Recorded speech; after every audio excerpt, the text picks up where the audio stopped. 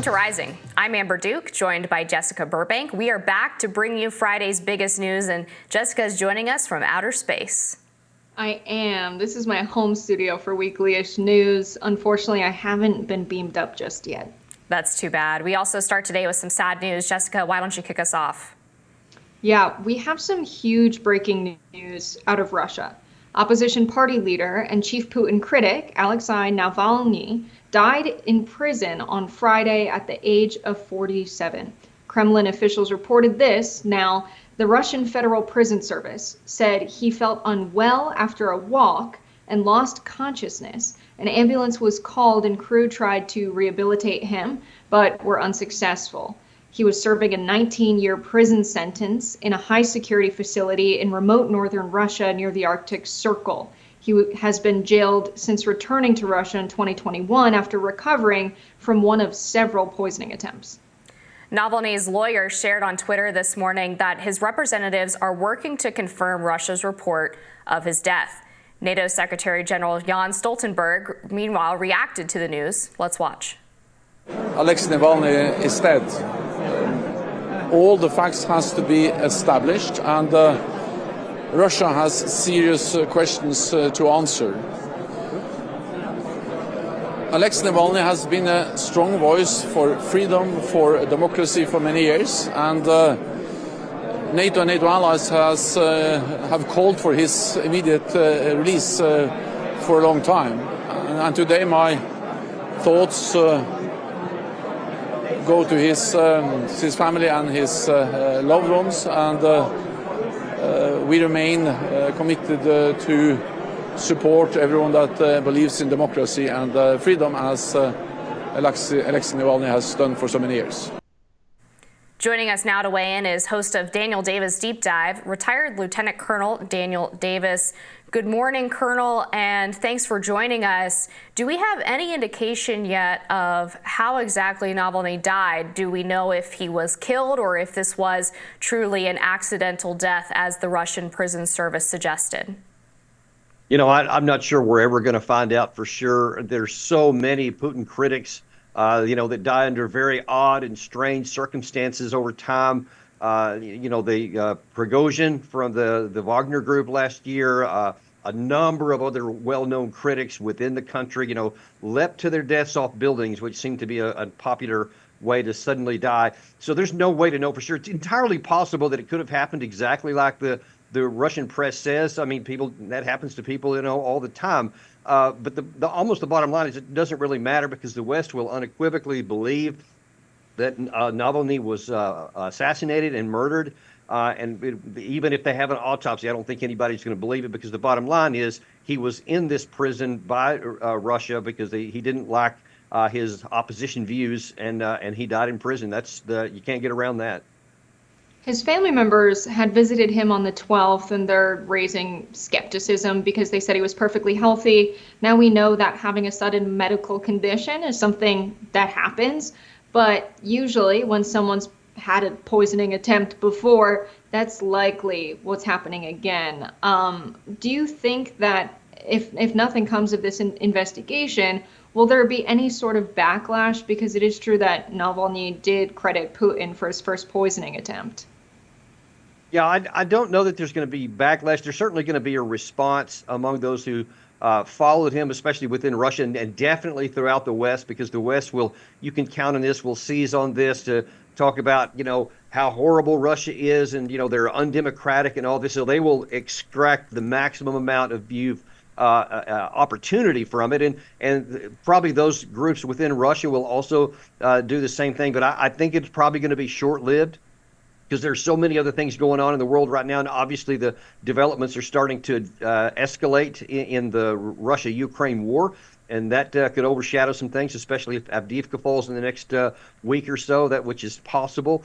So I don't think it's going to have any shaking events. I think it's going to be it's going to get the news cycle spun up, and then I'm afraid it's probably going to die off after that. That's what I expect to happen. Yeah, President Joe Biden has previously said to expect consequences if Navalny does die in the Russian prison, but unclear how exactly he's going to react officially. I don't think we've actually even heard from the Biden administration just yet as of taping this interview. But I was wondering, Colonel Davis, if you could give us perhaps a little bit of just background on who Navalny was and how significant of a threat he really was to Putin, because of course, the indications are that Putin might have been trying to get rid of him in recent years because of the fact that he has been trying to expose alleged corruption. Yeah, the Navalny was a opposition figure. A lot of the West want to make it sound bigger than it was. He was a fairly fringe person in Russian politics. He had some success and some supporters. It wasn't widespread. He was never able to generate this big movement like many wanted to, because most of the Russians didn't follow after that, and they still have extremely positive views on Vladimir Putin. So they're not and never have really moved in large numbers towards him.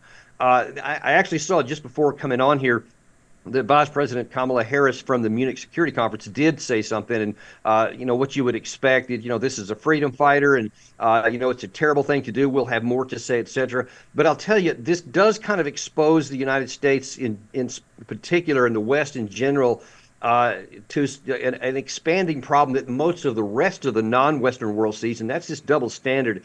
Because while we excoriate Putin for doing what he did to Navalny, and I agree that shouldn't have been done to him, Navalny, by all accounts, is a great guy, a truth teller, and was trying to expose the regime. But then you have the U.S. doing almost the identical thing to Julian Assange, who is also in a high security prison in the U.K., awaiting extradition to the U.S., and nobody wants to let him have a voice to do anything either. And so the rest of the world sees that. Now, we'll tell ourselves, oh, well, that's different because, and fill in the blank. But to most of the world, you see a political figure that the Russians and the United States don't like, and they're silencing him in jail. So to them, it's the same thing, which means our comments here on Russia are going to fall on deaf ears in a lot of places. I'm curious, Colonel, what do you make of the recent interview Tucker Carlson had with Vladimir Putin and the response to that? You had the White House saying we can't take anything Putin says at face value, discrediting the interview before they had seen it and a lot of Americans had seen it. Do you think that's the proper positioning for the Biden administration now on Russia?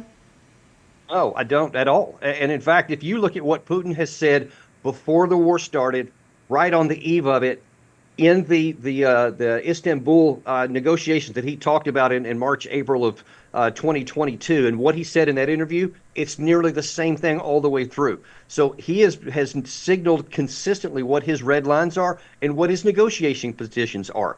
And the fact that we won't even engage in that, and we're still pressing for victory, even despite 2 years of war and no progress on the battlefield since November of 2022, and now, in fact, it's starting to move back to the West again. All the conditions show that it would be in our interest to actually take Putin up on that and try to find a negotiated settlement. Look, a negotiation doesn't mean you just give them what they want and walk away. That's surrender. But it says, all right, if that's your opening position, here's our counter proposal, which pushes back on some of that. I mean, that's what you do in negotiation. But if you're not even talking, then all you're doing is keeping the cards in Putin's hand, because he is succeeding on the battlefield in slow numbers. Well, and I would think as well, Lieutenant Colonel, that at the very least, this interview, even if Putin was playing games in it or perhaps telling lies, that this would be a really valuable piece of intel for American officials to comb through and help understand either his motivations or perhaps some of the ways in which he is twisting perception of the war in order to advance his goals.